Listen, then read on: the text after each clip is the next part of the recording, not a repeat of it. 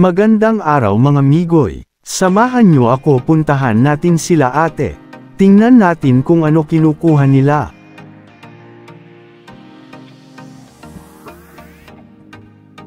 So nandito na tayo agad akong nagtanong kung ano kinukuha nila. Ang sagot nila sakin ay nangunguha daw sila ng amahong. Para sa kaalaman nyo mga migoy. Ang amahong ay isang uri ng shell na parang tahong yung hugis ng shell niya ngunit maliliit ito kumpara sa tahong. Dito nga ay pinagmamasdan ko si kuya habang nangunguha ng amahong. Kinakapa nila sa ilalim. Dito pala kami sa mababaw na parte ng dagat. Habang pinagmamasdan ko sila ay sinubukan ko na ring manguha nito. Kailangan lang maging maingat sa pagkuha ng amahong dahil maari kang masugatan. Matalas kasi ang dulo ng shell nito. At pwede ka ring masugatan ng mga bato sa ilalim. Tinanong ko rin sila ate kung anong klaseng luto ang pwede dito.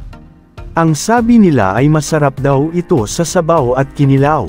Pwede rin daw itong gawing bagoong.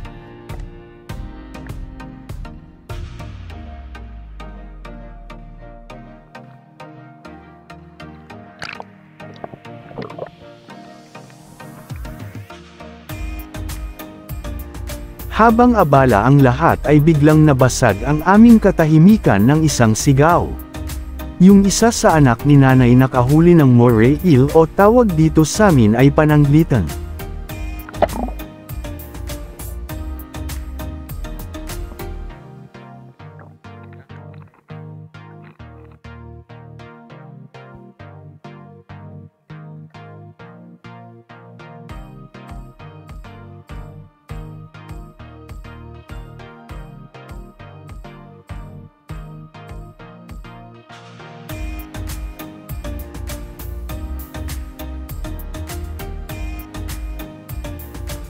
Maya-maya pa ay nagpasya na akong umuwi at baka nakaabala na ako sa kanila nanay.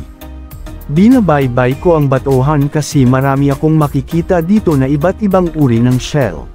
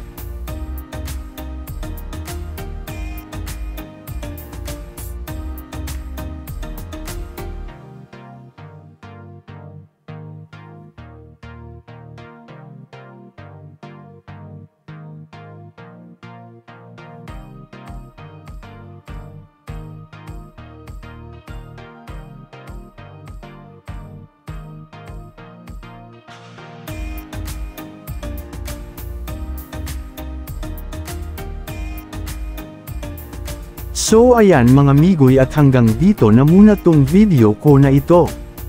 Kung napadaan ka lang sa channel ko ay paki-click na rin ng subscribe button at paki-hit ng notification bell para updated ka sa mga bagong videos ko. Magkita muli tayo sa next video ko mga migoy. Salamat!